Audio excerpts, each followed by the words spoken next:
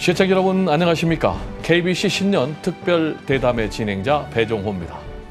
2026년 새해를 맞아서 김민석 국무총리님을 모시고 대한민국이 나아갈 길을 묻다라는 주제로 신년 특별 대담을 마련했는데요. 출범 7개월이 지난 이재명 정부에 대한 평가와 이재명 정부가 추진하고 있는 대한민국 대전환과 대도약을 중심으로 자세한 이야기를 나눠보겠습니다. 총리님 안녕하세요. 안녕하세요. 네, 너무 바쁘신데 이렇게 귀한 시간 내주셔서 정말 감사드립니다. 아유,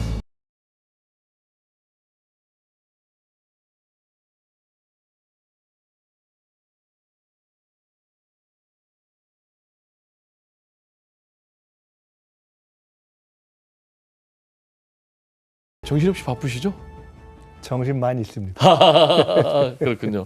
이제 우리 총리님 병원년 새해를 맞아서 이렇게 특별 대담해 주셨는데 우리 광주, 전남, 또 호남 전국의 시청자들께 한 말씀 부탁드릴까요? 네, 먼저 새해 복 많이 받으십시오 하는 말씀을 드립니다.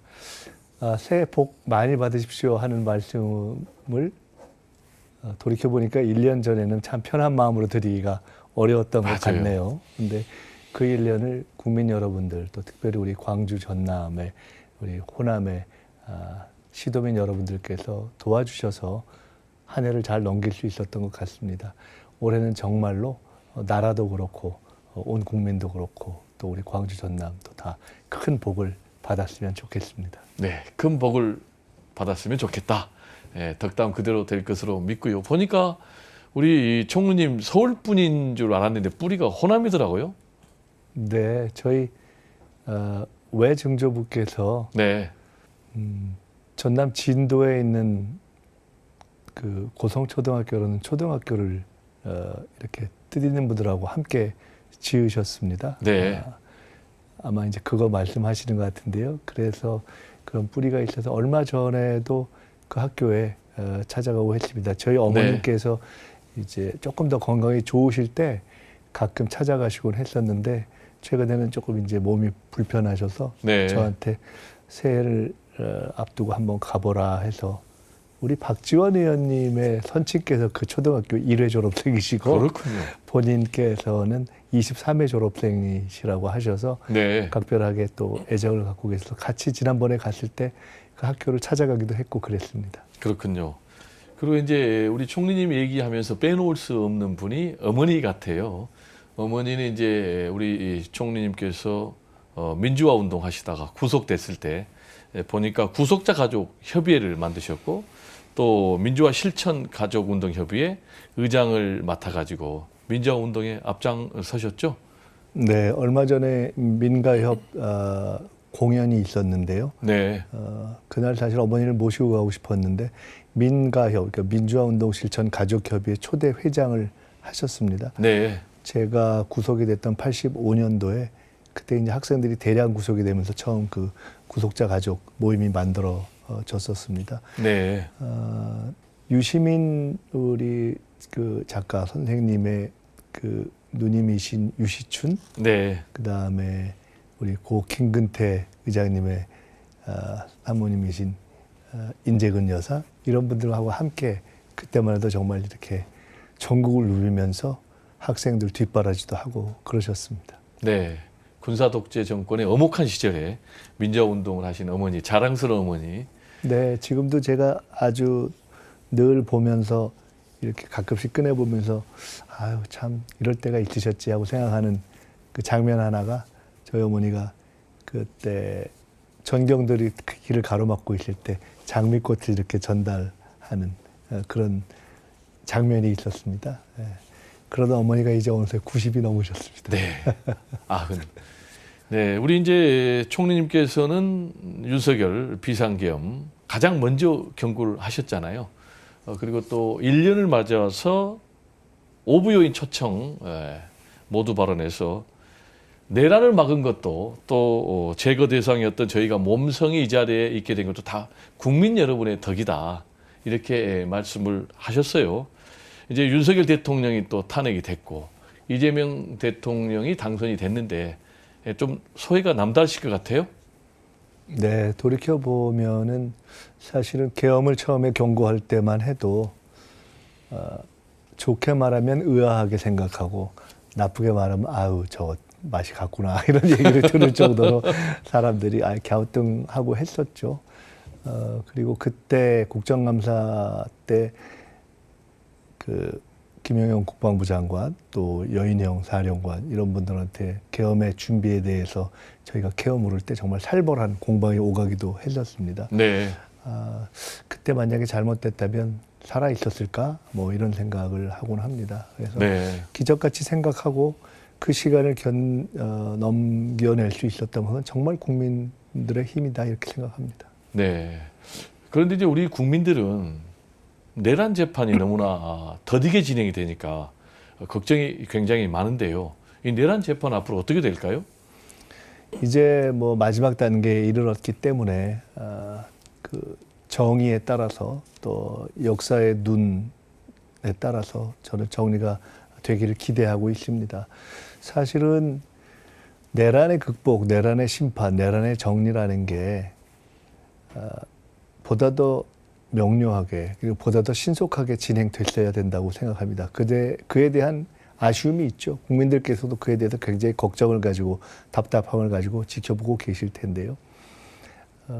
이것을 빨리 해야 우리가 지금 또 국민들이 한편으로 굉장히 갈망하고 있는 어떤 경제의 회생, 또 국민적인 통합 이런 것들도 가능하기 때문에 저는 이 남아있는 절차가 이제 사법적인 마지막 정리가 있고 또 제가 책임지고 있는 행정부 내에서의 헌법 존중 TF를 통해서 행정부 내에서 잘못된 부분들을 정리하는 과정들이 남아 있어서 그것들로 저희가 대략 2월이 넘기기 전에 마무리하겠다고 국민 여러분께 약속을 드렸는데 네. 그대로 진행을 해서 정리를 할 생각입니다. 네, 2월 전에는 마무리가 될 것 같다. 이렇게 전망을 해 주셨고요.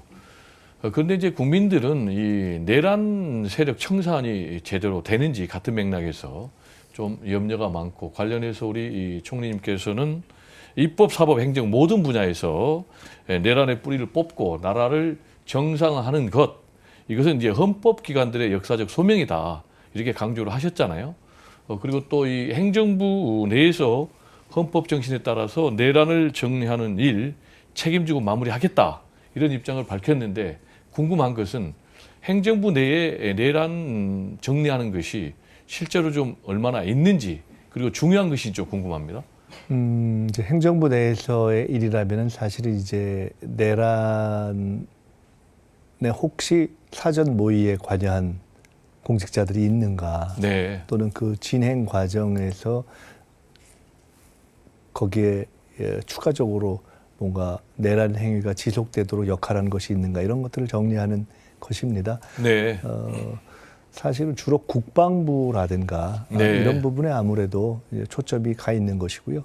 저희가 최근에 박정훈 대령을 국방부에서의 관련 조사단을 조사를 진행하는데 실질적인 역할을 할 수 있게 합류를 시켰습니다. 네. 그런 등을 통해서 사실은 초반에 국방부 등에서 이런 내란에 가담했던 가담 관련자들에 대한 어떤 징계라든가 조사 이런 것이 좀 부실한 것이 아니냐라는 네. 걱정이 있었는데 상당히 자리를 잡아가고 있어서 네. 그 또한 원래 약속했던 시기에 맞춰서 거의 해낼 수 있을 것 같다 이렇게 보고 있습니다. 네. 국방부 내에서 특히 내란 세력의 뿌리를 뽑는 일이 잘 진행되고 있다. 이렇게 말씀해 주셨고요. 벌써 이제 이재명 정부가 출범한 지 7개월이 지났잖아요. 이재명 정부 7개월 평가하신다면은 점수 후하게 주시겠죠? 저희가 평가하기보다는 결국 국민 여러분들께서 평가하실 일이고 네. 감사하게 생각하는 것은 대통령의 국정에 대한 지지도가 50%대 후반, 그러니까 여러 가지 조사를 볼 때 60%대를 넘어서고 있고 또 하나 매우 흥미롭게 보는 것은 최근 연말조사 하나를 보니까 공공 부분에 대한 신뢰도에서 네. 행정부에 대한 신뢰도가 54%를 넘어서 네. 역대 최고가 되고 법원, 검찰, 국회를 훌쩍 넘어섰더라고요. 네. 아마 그것은 한편으로는 평가이기도 하고 한편으로는 격려이고 또 한편은 기대이다 이렇게 생각해서 저희로서는 아주 감사하게 생각하고 있습니다. 네. 중앙일보 여론조사 보니까 호감도도 이재명 대통령이 제일 높더라고요. 역대 대통령 지금 말씀하신 여러 정치인들 중에서. 여러 정치인과 그렇죠. 네. 자, 그리고 이제 우리 총리님께서 이재명 정부의 국정 기조 또 국정 철학을 좀 설명해 주신다면요. 국정 철학은 아무래도 한마디로 이야기하면 대통령께서 당선되기 전부터 늘 이야기했던 결국 정치는 국민이 한다. 네. 국민 주권 정부의 어떤 생각을 한마디로 상징하는 거죠. 결국 정치는 국민이 한다. 그것을 단적으로 보여주는 것이 우리가 민주주의에서 흔히 금언처럼 이야기하는 국민의, 국민에 의한, 국민을 위한 중에서 그래도 역시 중요한 것은 국민에 의한이다라고 네. 이야기를 하지 않습니까? 그것을 실질화하기 위해서는 국민들께 모든 것을 내어놓고 열어놓고 공개하고 정보를 제공하는 것이 기초가 될 텐데 최근에 있었던 예를 들어 정부의 업무 보고도 그렇고 이미 하나의 장르로 자리를 잡은 국무회의 공개도 그렇고 뭐 타운홀 미팅 같은 것도 그렇고요. 국민들께서 상당히 효능감을 느끼는 어떤 열린 국정 이런 것이 이미 정착이 됐고 그것이 대통령 부분을 넘어서서 이제 총리실도 그런 노력을 하고 있고 여러 가지 어떤 국정 기조나 철학을 말씀드릴 수 있겠지만은 가장 중요한 것은 국민들을 믿고 국민들의 지혜, 집단지성을 믿고 의지해서 다 열어놓는다 하는 것이 가장 중요한 기조이자 철학이 아닐까 싶고 한 가지 더 말씀드리고 싶은 것은 아까 처음에 내란 얘기를 했었는데 사실은 내란 청산과 내란 심판, 내란 정리의 과정을 누가 오래 하고 싶겠습니까? 그리고 정말 절박한 것이 민생이라는 것을 너무 잘 알고 있기 때문에 민생과 경제를 살리고 그를 통해서 국민을 통합하는 일로 무게중심을 빨리 옮기고 싶은 것이 현 정부의 생각입니다. 네. 다만 그 과정에서 내란 정리의 과정이 늦어지고 또 사법적 진행이 늦어지고 있어서 조금 아쉽습니다만은 저희는 최대한 그런 과정을 빨리 하면서 올해에는 민생, 경제, 통합, 도약 이런 방향으로 무게중심을 둬야 되겠다 이렇게 생각하고 있습니다. 이제 이재명 대통령께서는 이제 국정을 아주 꿰뚫고 계시잖아요. 네. 토론에도 능하시고 또 우리 총리님도 토론에도 능하시고 뭐 머리가 좋으시니까 생중계를 하면 굉장히 자신감이 넘치겠어요. 얼마 전에요. 네. 청와대로 옮긴 다음에 용산에서 옮겼지 않습니까? 네. 옮긴 다음에 첫 국무회의를 하고 나서 저희들이 삼청동 수제비라는 네. 집에 가서 수제비를 먹고 바로 옆에 총리 공관이 있습니다. 네. 거기 가서 같이 이제 커피 한 잔을 할 때 기자분들도 같이 계셨는데 대통령께 여쭤보기를 대통령께서는 스트레스를 어떻게 푸세요? 이렇게 질문했는데 대통령께서 잠깐 생각하실 때 제가 아마 제가 생각하기에는 우리 일 시키면서 스트레스 푸는 것 같다고 이렇게 말씀을 드렸어요. 네. 본인이 맞는 것 같다 그러셨는데 생중계를 하면은 스트레스가 크죠. 네. 저도 그렇고 장관들도 그렇고 스트레스가 큽니다. 이게 국민 여러분 앞에 우리들의 어떤 생각 또는 흔히 얘기하는 실력을 그대로 내보이는 것 아니겠습니까? 그렇죠. 근데 한편으로는 그런 긴장의 과정을 거쳐서 저는 일종의 이 국무회의를 구성하고 있는 내각의 케미가 좀 정착이 됐다. 네. 그러니까 국민 여러분 앞에서 그냥 있는 그대로 솔직히 말씀드리고 생각을 말씀드리고 또 모르는 건 모른다고 이야기하고 그러면서 어떤 생각이 있으면 또 대통령께 바로 제안하는 이게 아마 처음 생각하고 보셨을 때보다 네. 국무회의 생중계의 처음 분위기의 긴장보다 지금은 그 긴장이 조금 더 유쾌하고 즐거운 긴장으로 바뀌었다 하는 느낌을 가지지 않을까 이렇게 생각합니다. 네, 국무회의 분위기가 이제 유쾌하고 즐거운 분위기가 되고 있다. 네. 이렇게 말씀해 주셨는데 총리님께서 이제 지난해 이재명에 대한 그런 책을 발간을 하셨잖아요. 네, 네. 그 책을 보니까 이재명 대통령 유쾌한 토론가이자 집단 지성의 힘을 믿는 합리적인 실행가 이렇게 평가를 했는데요. 총리님 보실 때 인간 이재명 어떤 사람입니까? 제가 그 책을 대선 시기에 썼는데요. 네. 제가 가장 가까이서 지켜본 수석 최고위원으로서 그때 쓴 건데 이재명이라는 인물을 한마디로 평한다면 어떻게 평할 수 있느냐 해서 제가 유쾌한 토론가라고 했습니다. 네. 그때만 해도 대부분의 분들이 그 말뜻을 몰랐을 겁니다. 근데 제가 옆에서 지켜보니까 네. 가령 제가 김대중 대통령님의 그 총재 비서실장을 했는데 그렇죠. 김대중 대통령님을 굉장히 근엄하게 보는데 옆에서 보면 저는 늘 김대중은 어떤 분이에요? 이렇게 질문하면 굉장히 유머가 있는 분이다 이렇게 이야기하거든요. 이재명은 어떤 분이에요? 하고 물으면 저는 그런 의미에서 굉장히 유쾌한 토론가다. 첫째 유쾌하고 더 쉽게 얘기하면 짓궂기까지 하고 네. 그리고 토론을 즐겨하고 굉장히 합리적이고 그런 모습으로 저는 봤습니다. 그리고 그것을 국민들에게 설명하고 싶었는데 이제는 국무회의 생중계 등을 통해서 업무 보고를 통해서 이미 국민들께서 그 모습을 다 보고 계신 것 아닌가. 네. 굉장히 짓궂기까지 한 유쾌함 그리고 토론을 통해서 합리적으로 자신의 생각을 바꿔나가는 토론을 통해서 생각을 바꿔나간다는 것은 그만큼 열려있다는 뜻이죠. 저는 그렇게 이재명 대통령을 봅니다. 네. 그리고 이제 우리 국무총리님께서는 당대표 시절에 이재명 대표 수석 최고위원으로 또 보좌를 했고 지금 이제 국무총리로 지금거리에서 보좌하는데 혹시 국무총리로 보좌하면서 예전에는 몰랐던 뭐 인간 이재명에 대한 재발견, 새로운 발견 이런 거 있습니까? 저는 이제 성남시장과 경기도지사 시절의 대통령님을 직접 경험해 보지는 못하지 않았습니까? 네. 당에서 주로 경험한 것인데 그래도 대략 짐작되는 것이 있죠. 아, 저분이 저럴 것이다라고 짐작했지만 실제로 대통령이 돼서 행정부에서 국정을 이렇게 쭉 이끌어 가시는 것을 총리로서 옆에서 보면서는 아, 저분은 정말로 준비가 돼 있구나.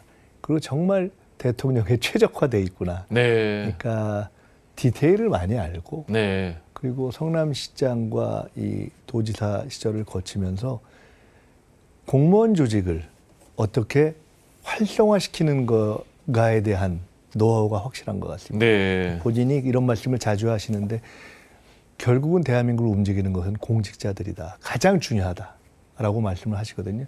공직자들을 일하게 해야 결국은 전체 사회를 변화시킬 수 있다는 생각과 말씀을 주로 하시는데 그 경험이 갖춰져 있고 그걸 활성화시킨 경험이 있어서 저는 업무 보고를 이번에 했는데요. 업무 보고 1년 차를 하고 이제 6개월 만에 첫 업무 보고를 했는데 앞으로 또 1년 후에 하겠지라고 생각하는 많은 분들에게 6개월 있다 또 하겠다 이렇게 말씀을 하셨지 않습니까?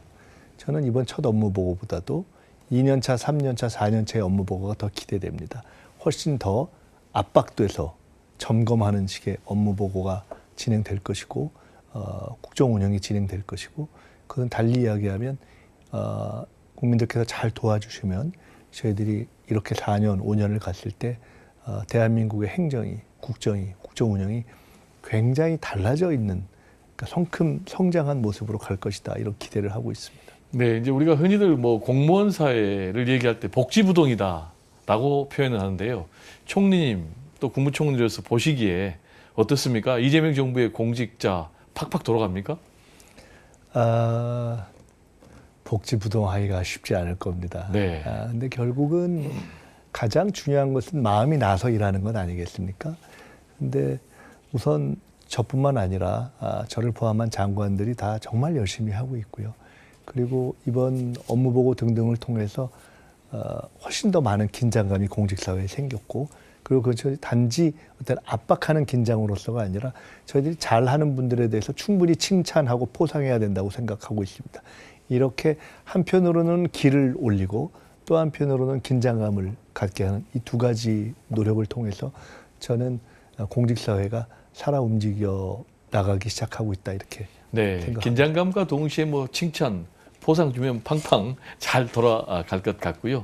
그리고 또 K 국정설명회 지금 총리님께서 뭐 전국 돌아다니고 계시는데 이게 우리 총리님이 직접 내신 아이디어인가요? 네, 그렇습니다. 대통령님께서는 주로 일종의 공중전에 해당하는 방송 생중계를 통해서 국무회의라든가 타운홀 미팅이라든가 이런 것들을 하시는데 아무래도 대통령님은 경호 문제라든가 이런 것 때문에 현장을 저만큼 자주 가시기는 어렵기 때문에 네. 저는 조금 더 뒷얘기, 속얘기 또 우리 정부와 어떤 대통령님의 솔직한 고민 이런 것들을 국민 여러분께 직접 말씀드리는 기회를 갖는 것이 좋겠다 해서 일종의 지상전을 생각한 것이고요. 국정설명회를 각종 기관, 뭐 학교, 지자체, 뭐 정당 등에서 시작을 해서 10여 차례 이상 넘어가고 있고 계속 지금 예정돼 있는데요. 반응이 괜찮은 것 같고 시작하기를 잘한 것 같다 이렇게 생각이 듭니다. 네, 총리님께서 직접 현장을 찾아서 국민들에게 국정에 대해서 디테일을 다 설명하고 또 보니까 뭐 이렇게 사진도 찍어주고 그러면 우리 국민들 정치적 효능감 굉장히 높아질 것 같아요.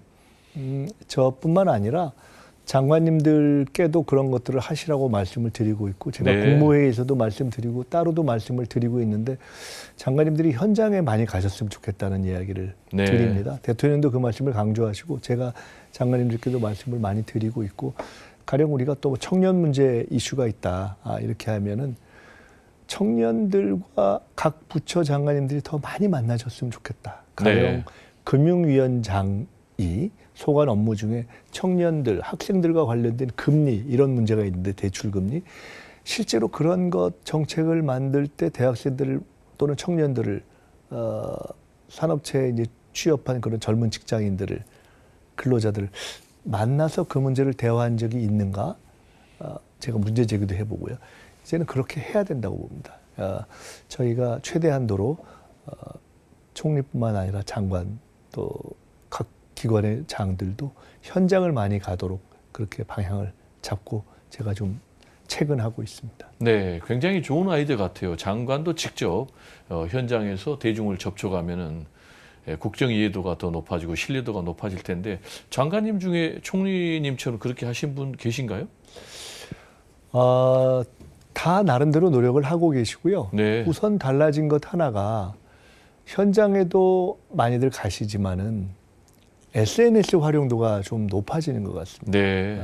그러니까 아무래도 정치를 하시던 분들은 그런 활용도가 훨씬 더 높고 좀 더 익숙하신데 행정을 하셨거나 기업에 계시다가 장관이 되신 분들은 그런 것에 익숙하지는 않는데 근데 그분들이 갖는 매력이 있는 것 같습니다. 네. 그래서 각 부처의 장관들이 SNS 활용을 많이 하시고 우리 송미령 장관 같은 분들도 또 많이 하시고 최근에는 조현 장관님이 네. 그 취임사가 아니라 그 신년 그 부처 인사를 할 때 보인 자연스러운 유머 이런 것들이 또 유튜브에 상당히 많이 돌아다니고 하는 것 같은데 네. 그런 것들을 통해서 본인들도 이게 국민들과 소통한다는 것의 효능감이 이런 것이로구나 하는 느낌을 더 많이 가지시는 것 같고 그래서 저희들이 현장에 갈 뿐 아니라 SNS를 통한 소통도 훨씬 늘리자 이렇게 하고 있습니다. 그것을 가장 많이 닥달하시는 거는 역시 대통령이십니다. 네, 대통령께서는 뭐 아까 말씀하셨지만 이제 직접 생중계를 하시니까 네. 국민들 입장에서는 뭐 넷플릭스보다 젠플릭스가 더 재밌다라고 네, 이제 네. 총리님께서 표현을 하셨잖아요. 그렇게 신바람나게 일하니까 이 5년 너무 짧은 거 아니냐 이런 말씀하신 거예요? 제가 어디 국정 설명회를 하다가 네. 얼핏 그런 말씀을 한 번 한 적이 있는데 제가 생각하기에도 의외로 그에 대한 반응들이 좀 언론에 나고 심지어 야당에서 비판도 하고 그런 것을 봤는데 특별한 뜻이 있던 것은 아니고 지난 총선 때만 해도 윤석열 정부 시절에 그 윤석열 정부의 임기가 남아있는 기간이 너무 길다라는 이야기가 탄핵 전에 있었지 않습니까? 근데 그랬던 데 비해서 실제로 현장에 가보면 이게 벌써 이렇게 시간이 가니까 임기가 아까워요. 이런 얘기 하시는 분들이 있습니다. 그래서 그런 뜻에서 그렇게 말씀해 주시는 것이 감사하기도 하고 저희들이 그 기간 정말 잘 하겠습니다. 열심히 하겠습니다. 격려에 감사드립니다. 그런 뜻으로 드린 말씀입니다. 네, 이재명 대통령은 완전히 경무를 지금 하고 계시는 것 같은데 몇 시에 그렇습니다. 주무시고 몇 시에 일어나는 거예요? 제가 볼 때는 거의 잠자는 시간이 없는 것 같은데요.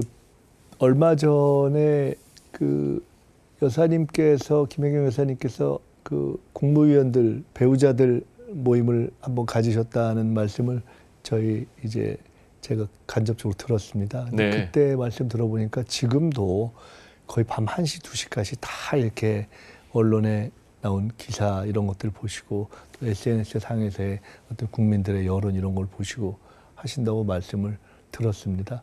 쫓아가기 어렵습니다. 총리님도 지금 수면 부족하시죠? 다들 이렇게 여러 가지 자료들 보고 하면서 장관들께서도 다 굉장히 힘들어 하시지만 즐겁게 하고 계십니다. 네, 힘들지만 즐겁다. 그리고 유승민 전 의원에 대해서 국무총리직을 뭐 제안을 했다라고 이제 본인이 밝혔고 우리 총리님께서도 뭐 연락을 했다. 라고 이제 주장을 하는데 그게 사실인가요? 제가 확인드릴 수 있는 것만 정확하게 말씀드리면 네. 지난 대선 당시에 제가 보수 인사를 접촉하거나 영입하는 것을 총괄했었습니다. 아, 총괄하셨군요. 그래서 선대위에 참여하셨던 분들이 이제 보수 정치권에 계시다가 또는 그런 분들을 제가 다 직접 전화하거나 접촉하거나 했었는데 그 일환으로 유승민 의원님도 우리 대선에 함께 참여하고 좀 도와주시면 좋겠다. 그리고 그 주변에서 그럴 가능성이 있다는 말씀을 들어서 실제로 제가 전화와 문자를 드렸던 것이 사실입니다. 네.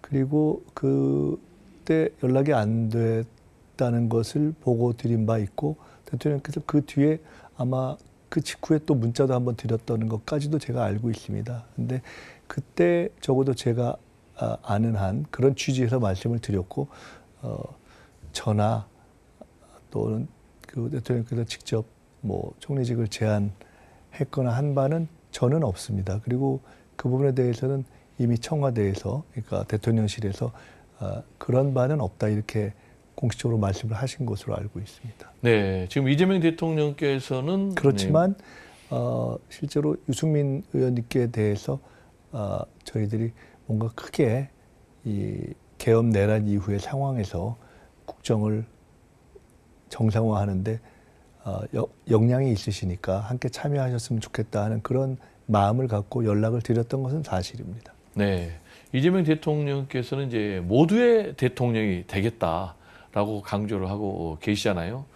그런 차원에서 뭐 실제로 송미령 장관도 유임시키고 또 보수 인사 최근에는 뭐 이해운 장관 후보자도 지금 발탁을 하셨는데 대통령께서 정말로 이 통합 의지가 확실하십니까? 그럼요. 기억하시겠지만 지난 대선 시기에 민주당이 중도 원래 개혁의 기조 위에 서 있는 그 위에서 중도, 보수, 통합 이런 가치를 함께 가지고 있다는 말씀을 하시지 않았습니까? 네. 대선 시기에도 그런 분들을 다 함께 모셨고 지금 대선 이후에도 함께 하셨던 분들이 다 국정의 일정 부분에서 역할을 하시도록 이렇게 자리를 이렇게 하나하나 채워가고 있습니다. 그리고 네. 그러한 기조는 그대로이고 선거 시기를 넘어서서 국정의 책임을 맡고 나서는 국민 전체를 통합해야 한다라는 대통령의 어떤 사명을 분명하게 인식하고 계십니다. 그래서 그것을 이번 신년사에서 말씀하시기도 한 것이고요. 그런 특히나 또 우리 경제의 활성화와 도약을 위해서는 국민적 통합이 반드시 필요한 과제이기 때문에 그런 통합의 노력은 계속될 것입니다. 네. 그리고 2026년이 굉장히 중요한 해 같습니다. 왜냐하면 대통령께서도 신년사를 통해서 대한민국 대전환 그리고 대도약을 강조를 하셨고요. 또 총리님께서도 2026년을 대한민국 더 큰 도약의 원년이 될 것이다. 이렇게 강조를 하셨는데 말씀하신 이 대한민국 더 큰 도약의 원년 어떤 뜻인가요? 과거에 김대중 대통령 시절에 IMF를 맞아서 그 시기에 정말 국가가 대위기에 빠졌을 때 정권이 교체된 적이 있지 않습니까? 네. 그때 그 김대중 대통령 국정 초기의 과제는 IMF 극복이었습니다. 네. 지금 이재명 대통령과 국민주권 정부도 사실은 계엄과 내란에 의해서 대혼란에 빠졌던 사실은 국정을 인수한 것 아니겠습니까? 지금 1년이 지나가면서, 그러니까 6개월이죠.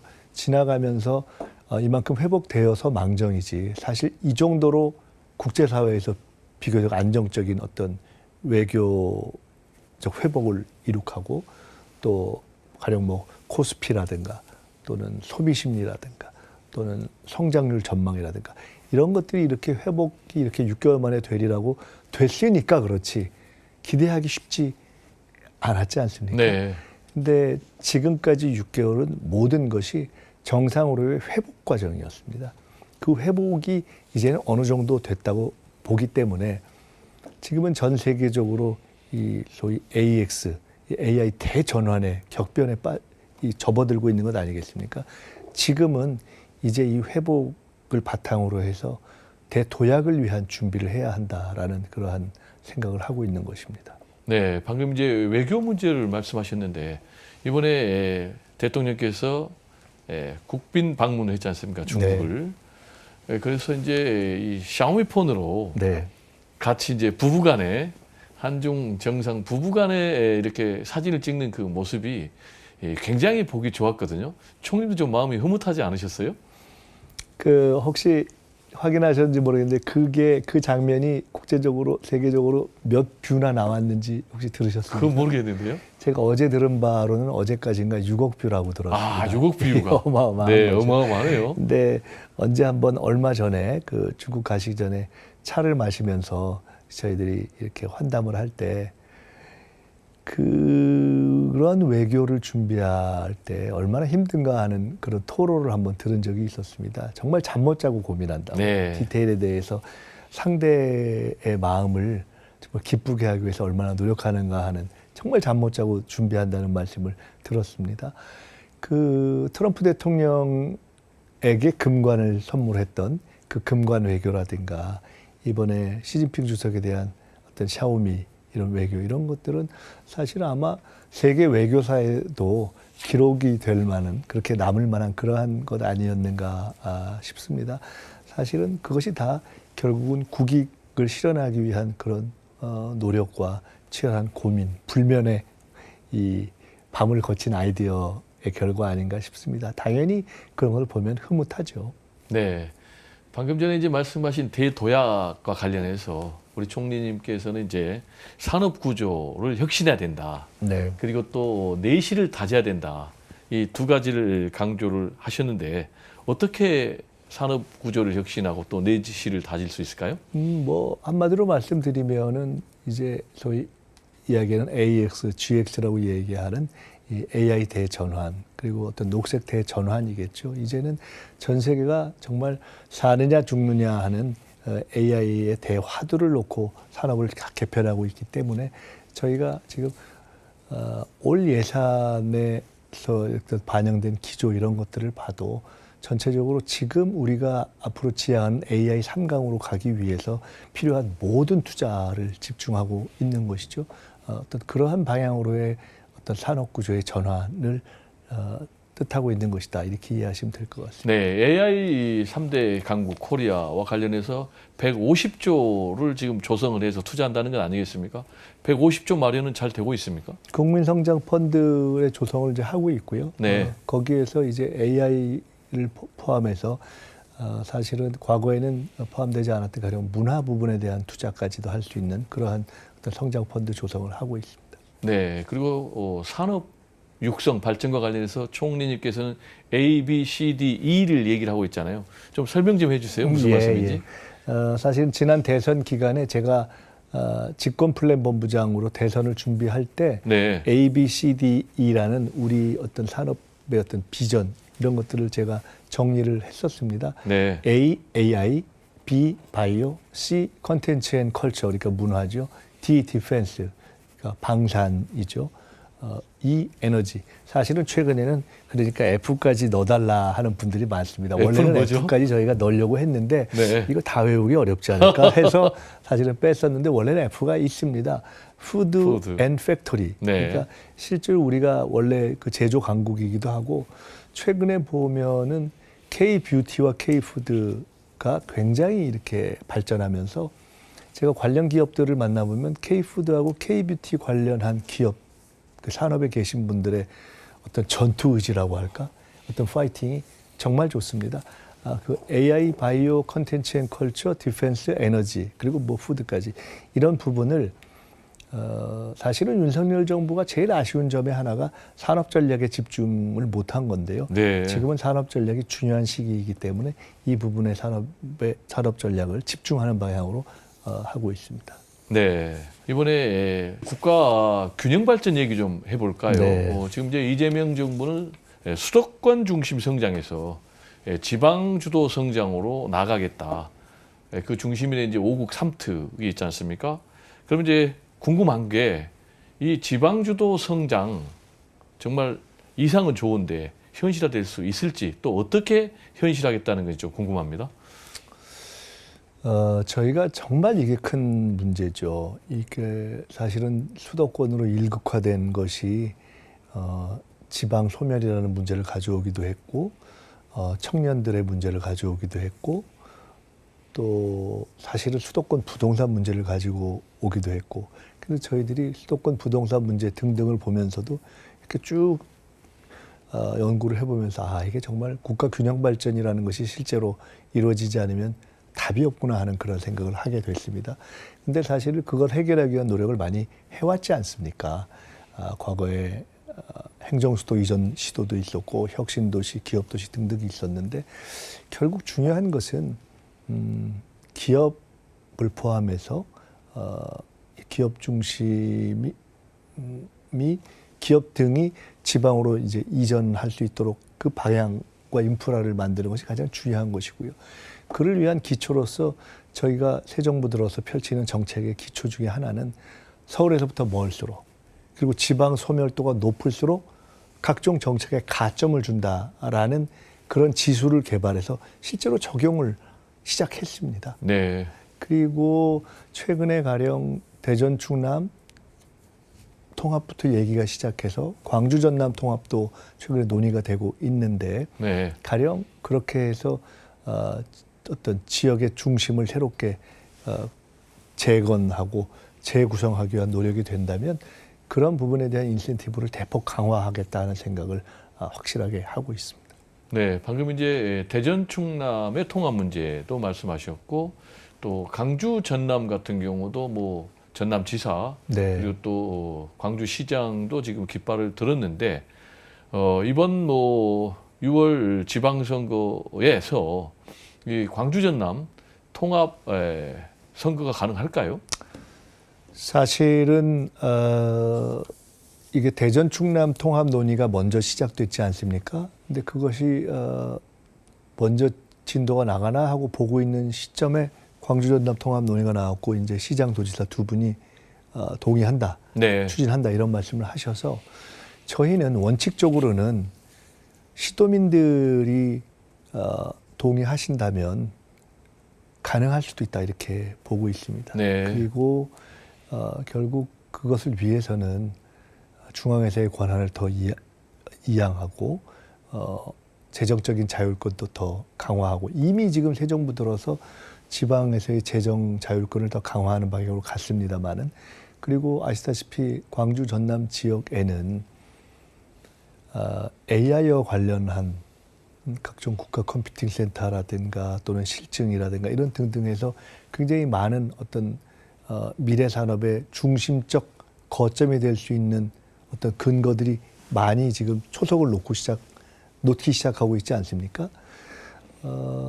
이런 등등을 실제로 할 수 있는 만약에 통합을 이루어낸다면 더 큰 필요한 그 지역이 통합된 새로운 지자체, 지방 정부가 힘있게 일들을 추진해 나갈 수 있는 인센티브를 쉽게 말씀드리면 거의 서울 수준으로 드릴 수 있는 방법을 찾아야 되지 않는가 이렇게 중앙정부는 준비를 하고 있습니다. 네, 지금 뭐 용인의 반도체 단지를 뭐 남쪽으로 옮긴다라는 이제 얘기가 있는데 그것도 가능합니까? 그것은 이제 아마 우리 기후부 장관께서 네. 실제로는 지금 이제 이미 준비가 되고 진행되고 있었던 반도체 관련한 공장이라든가 등등을 진행하는 데 있어서 참 사실은 전기라든가 이런 문제가 장기적으로 봐서는 참 고민이다 하는 네. 말씀까지를 하면서 그 논의가 이제 확산되어 있는 건데 그것은 아직 조금 더 논의를 지켜보면서 말씀드리는 것이 좋을 것 같습니다. 네. 광주 전남 통합 문제와 관련해서 대통령께서 하나만 더 말씀드린 것은 이미 사실은 광주와 전남에는 아까 말씀드렸듯이 국가 그 AI 컴퓨팅 센터라든가 관련한 향후에 필요한 우리 AI 대전환의 핵심 거점들이 사실은 광주와 전남을 중심으로 포진 이미 되어 있다 이렇게 말씀드리고 있고 그와 관련한 예산의 배분도 정말 역대급으로 이렇게 이미 진행된 것을 아시고 계실 것이다 이렇게 저희는 큰 틀에서 지방이 자율적으로 어떤 통합의 방향을 잡고 그런 어떤 방향을 결의하신다면 그에 걸맞는 최대한의 지원을 할 생각을 하고 있다. 이렇게 네, 정가에서는 말씀드리겠습니다. 이런 관측도 있더라고요. 대전 충남 통합 가능성보다 광주 전남 통합의 가능성이 더 높다.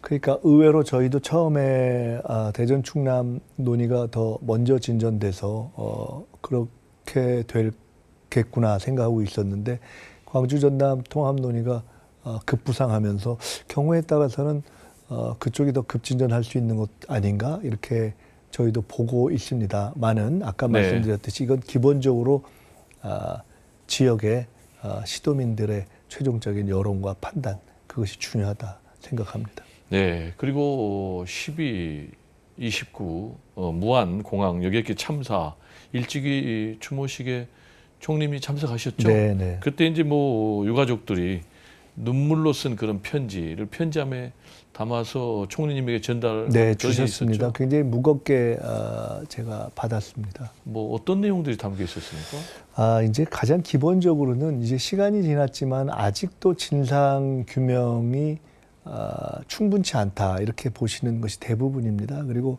관련된 조사위원회가 그동안에 이제 국토부를 중심으로 해서 구성되어 있었는데 그에 대해서 이렇게 회의감을 많이 갖고 계시고 그래서 그런 유가족들의 뜻을 받아서 새롭게 법을 만들고 총회실 하나로 조사위원회를 옮기고 재구성하기로 했습니다. 네. 거기서 철저하게 조사를 해달라라는 말씀이 가장 크고요. 그렇게 할 생각입니다. 네, 유족들 입장에서는 좀 이 진상규명 조사가 좀 너무 늦은 것 아니냐. 시간이 걸린다. 그리고 이게 사실상 처음부터 조금 이렇게 미봉하려고 하는 거 아니냐 이런 식의 생각들을 많이 하시고 계셔서 네. 저희로서는 최대한도로 객관성을 갖고 또 전문성 있는 분들을 모셔서 속도감도 내서 그러니까 이 조사위원회를 빨리 구성해서 그렇게 하려고 하고 있습니다. 네. 그리고 또 총리님의 이 호남 행보와 관련해서 정청래 현 대표도 지금 호남 행보를 열심히 하고 있는데 보니까 민주당의 이 권리당원 비중이 호남 지역에 한 33% 되더라고요. 그래서 이제 올 8월에 전당대회가 있어가지고 당대표 선거가 있을 텐데 그래서 두 분이 이걸 염두에 두고 열심히 다닌다. 특히 호남 지역을. 이거는 맞는 겁니까? 그 호남에 간 거를 가지고 많이 갔다 이렇게 말씀하시는데 제가 쉬어보니까 지난 해에 호남에 한 10번 간 것 같은데 저 영남 지역 굳이 영남만 놓고 본다면 또 10번 이상 갔습니다. 그 외에도 지금 다른 지역 다 이렇게 부지런히 다니고 있어서 아마 그것은 이제 그렇게 보는 틀로 보면 좀 재밌지 않나 정치적인 관심으로 그렇게 보는 어떤 기사를 써서 그렇게 된 것이지 꼭 호남만 간 것도 아니고 저는 총리로서 제가 챙겨야 될 국정 전반을 전 지역에 걸쳐서 챙기고 있기 때문에 꼭 그렇게만 보실 일은 아닌 것 같습니다. 네, 얼마 전에 기사가 났는데 총리실에서 서울시장 출마 예상자 후보 뭐 여론조사에서 네. 총리님을 좀 빼달라라고 얘기를 한 게 있었죠? 네, 그랬습니다. 그 서울시장 여론조사에 몇 번 제가 대입이 됐었습니다. 근데 뭐 비교적 이제 뭐 괜찮게도 나오고 한 두세 번 나왔었는데 그게 자꾸 그렇게 나니까 제가 뭐 직접 출마할 생각이 있는 것도 아니고 해서 또 최근에는 분위기가 바뀌어서 꼭 제가 아니어도 민주당 후보들이 다 상당히 성적들이 좋게 나오는 그런 상황이 돼서 저를 빼주시는 것이 좋겠다. 그러니까 지금 말씀처럼 서울 관련한 어떤 주제들도 가령 뭐 한강 수상 버스라든가 종묘 문제라든가 이게 다 국정과 관련해서 당연히 챙기고 해야 될 일인데 그런 당연히 해야 할 일을 하는데 그걸 다 시장 선거하고 결부를 시키더라고요. 그래서 그걸 좀 부담이 돼서 그 여론조사에서 빼주시면 좋겠다 이렇게 말씀을 드린 바가 있습니다. 네, 여론조사에서 좀 제외해달라라는 말씀을 서울시장 네. 선거라든지 서울시정에 관심을 갖기보다는 총리로서 국정 전반을 챙기는 일이 더 중요하다. 이렇게 이해하면 되겠습니까? 네, 아니 일단은 시장 선거에 나갈 생각이 없는데 네. 자꾸 거기에 이름을 올려서 여론조사까지 하니까 좀 부담스럽더라고요. 네. 그리고 이제 국민의힘 같은 경우 최근에 장동혁 대표가 입장을 발표를 했어요. 변화해야 된다라는 입장을 발표를 했는데 확실하게 뭐 내란 수계 윤석열과 절연하겠다라는 메시지도 없었고 그리고 보니까는 뭐 계엄도 여전히 좀 뭐 사과한다지만 사과 같지 않는 그런 느낌을 받았는데 총리님께서는 어떻게 해석을 하십니까? 글쎄요, 이게 총리가 되고 나니까 과거하고 가장 다른 게 이제 여전히 제가 국회의원이긴 하지만은 총리로서는 정치적 중립을 지켜야 되는 또 의무가 있어서 정치적인 발언은 상당히 조금 조심스럽게 할 수밖에 없지만은 그러나 국민의 한 사람으로서 본다면은 어떤 일들을 정리하고 새로워지는 데 있어서 정당의 이름을 바꾸는 방식으로 모든 내용이 진심인 것처럼 이해하기는 우리 국민의 수준이 너무 높지 않은가. 우리 국민들이 그런 정도로 진정하게 내란과 절연하고 또 윤석열 전 대통령의 어떤 내란 행위와 절연해서 새로운 정치를 만들어 가겠다는 뜻이로구나. 이렇게 과연 이해할 수준인가.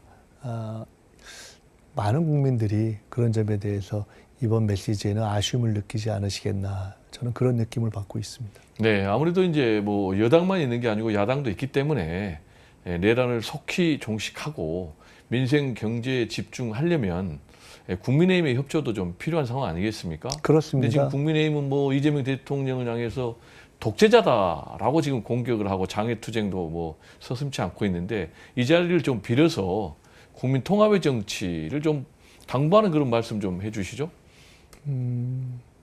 제가 에이펙 때까지는 에이펙에 집중하느라고 사실은 네. 굉장히 이제 에이펙 성공이 중요했기 때문에 의원님들을 개별적으로 또는 이렇게 그룹으로 같이 만나 뵙거나 식사를 하거나 이런 걸 별로 못했습니다. 에이펙이 끝난 이후에는 의원님들을 개별적으로나 또는 이렇게 모셔서 식사도 하고 대화도 하는 노력을 많이 하려고 하는데 그 중에서 우리 민주당 소속의 의원님들보다도 가급적 국민의힘 의원님들을 많이 초대하려고 노력을 했습니다. 그게 네. 중요하고 총리로서 필요한 역할이라고 생각했기 때문에. 근데 생각보다 많이 못 만났습니다. 네. 그 이유는 아직까지도 그런 걸 좀 부담스러워 하시는 분들이 많더라고요. 네. 그렇지만은 계속 그 노력을 하고 있습니다. 여러 가지 남아있는 문제들을 뭐 조금 부담스러운 것도 있을 수 있겠지만은 저는 국정을 위해서는 여야 의원들이 머리를 맞대는 것이 필요하다고 보고 또 국민의힘 소속의 야당 의원님들도 저 같은 사람, 저를 포함한 정부 사람들을 많이 만나서 대화하시고 또 서로 협력하고 하는 것이 좋지 않는가 이렇게 생각합니다. 대통령님께서도 통합 말씀을 하시는데 저로서는 하여간 총리로서 그런 자세를 가지고 앞으로도 더욱더 이렇게 연락도 드리고 대화도 하고 노력도 하고 말씀도 듣고 그렇게 하겠습니다. 애용해 주시기 바랍니다. 네. 그리고 우리 이제 KBC 광주 방송은 호남의 중심 매체인데 이 자리에 지금 모셨으니까 우리 광주 전남 호남인들을 향해서 선물 보따리 하나 좀 풀어놓으시죠. 글쎄요, 제가 드릴 수 있는 말씀 중에 가장 중요한 것은 제가 대통령님과 비교적 이렇게 둘이서 말씀을 나누거나 할 수 있는 기회가 좀 있는 편인데 그중 호남과 관련한 말씀을 나눌 때마다 제가 느끼는 어떤 느낌이 하나 있습니다. 그것은 우리 이재명 대통령님의 호남에 대한 어떤 애정이 찐이구나. 대통령이 대한민국 어느 지역이라고 어느 지역에 대해서 애정이 없겠습니까? 또 발전시켜야 될 책임감이 없겠습니까? 많은 그런 것에 더해서 그동안 민주주의의 성지로서 민주주의를 지켜왔고 또 민주당을 오늘이 있기까지 이렇게 버텨주셨고 또 그런 과정에서 역대 정권의 어떤 독재적 지역 차별 아래에서 차별되고 또 산업 발전에 있어서의 충분히 그 혜택을 보지 못한 그런 아쉬움이 있고, 한 호남에 진짜로 이제는 민주성지로뿐만 아니라 미래 산업의 새로운 메카로서 자리를 잡게 해야 된다라는 그런 애정이 전 정말 확실하다 하는 느낌을 많이 받았습니다. 네. 그것이 정말 진심이로구나. 그리고 그런 것에 대해서 확실하게 자리 잡을 수 있도록 이렇게 마음을 갖고 계시구나 하는 것을 많이 받았습니다. 그리고 아마 그런 것을 지난 내란 청산의 과정 한 6개월 동안에 정리를 하고 새로운 예산을 수립하고 미래 산업의 거점들을 하나하나 배치하는 과정에서 다 직접 우리 광주, 전남 또 전북, 호남의 시도민 여러분께서 확인하신 것이다. 저는 그렇게 봅니다. 이것이 일시적인 마음이 아니기 때문에 그 마음을 저희들이 변치 않고 견지하면서 갈 것이고, 저 또한 굳이 따지자면 뿌리로서 아까 말씀드렸듯이 호남의 뿌리가 있고, 또 정치적 정신적으로 광주 민주화 운동을 진상규명을 요구하다가 20대에 3년 감옥을 갔던 그런 어떤 정신적 고향이기도 하고, 정치적으로 민주당에서 김대중 대통령님께 배우면서 정치를 해왔던 그런 정치적 고향이기도 하고, 어떻게 그런 점에 있어서 한치의 소홀함이 있겠습니까? 대한민국 모두에 대한 애정과 사랑이 있지만 호남에 대한 마음은 애정과 사랑을 넘어서 일체감 아니겠습니까? 그런 마음으로 최선을 다하겠다 하는 말씀을 드리겠습니다. 네, 호남에 대한 애정은 찐이다. 이재명 대통령님도 찐이고 총리님도 찐이다. 네, 이런 말씀을 주셨는데요. 귀한 말씀을 듣다 보니까 이제 마무리할 시간이 다 되세요. 마지막 좀 질문을 드리겠는데요. 네. 우리 이제 총리님, 그러니까 정치인 김민석이 만들고 싶은 세상은 무엇인지, 그리고 또 합해서 우리 광주, 전남, 호남의 시청자들에게 말씀 부탁드립니다. 네, 정치인이라면 당연히 모두가 골고루 잘 사는 그런 나라를 원하겠죠. 저도 그렇습니다. 근데 그에 더해서 한 가지 소망이 있다면은 정말 백범 선생이 꿈꿨던 나라, 정말 세계가 인정하는 그런 문화국가, 그리고 우리 김대중 대통령께서 말씀하셨던 세계에서 가장 강한 나라가 될 수는 없겠지만 가장 훌륭한 나라가 될 수 있을 것이다라는 그러한 믿음. 그래서 아마 우리가 지향하는 문화국가라는 꿈에는 그냥 단순히 문화, 최근에 얘기하는 K-팝, K-컬처 이런 걸 떠나서 문명적이고 세계를 선도하고 모범적이고 도덕적이고, 그것이 밖으로뿐만 아니라 우리 내부에 있어서 차별을 없애고 약자를 존중하고 그런 세상을 만드는 것이 아닌가. 그런 정말 세계적으로 볼 때 모범이 되고 모델이 될 수 있는 그런 나라를 만들고 싶고, 이재명 정부, 국민주권 정부, 이 정부 5년 동안 저희가 전력을 다하고 또 그 길을 쭉 이어서 저희가 5년, 10년, 15년 이렇게 해간다면 저는 우리 모두가 꿈꾸는 그러한 대한민국의 위상을 세계적으로 만들 수 있을 것이다. 그렇게 믿습니다. 그런 과정에서 저도 정치의 방향을 잡아가고 싶습니다. 네, 총리님 오늘 말씀 정말 감사드리고요. 세계적인 모델 나라 대한민국 꼭 만들어 주실 것을 기대합니다. 오늘 말씀 감사합니다. 감사합니다. 네, KBC 광주방송 신년특별 대담, 지금까지 김민석 국무총리를 모시고 이재명 정부의 국정 철학과 비전, 그리고 이재명 정부가 추진하고 있는 대한민국 대전환과 대도약에 대해서 자세히 알아봤습니다. 2026년 새해에는 내란이 속히 종식이 돼서 대한민국이 정상화를 넘어서 국민 모두가 잘 사는 대전환과 대도약이 힘차게 추진되기를 기원합니다. 오늘 귀한 시간을 내주신 김민석 국무총리님, 그리고 함께해 주신 우리 KBC 광주방송 시청자 여러분들께 진심으로 감사의 말씀을 드립니다. 지금까지 진행의 배종호였습니다. 새해 복 많이 받으십시오. 감사합니다.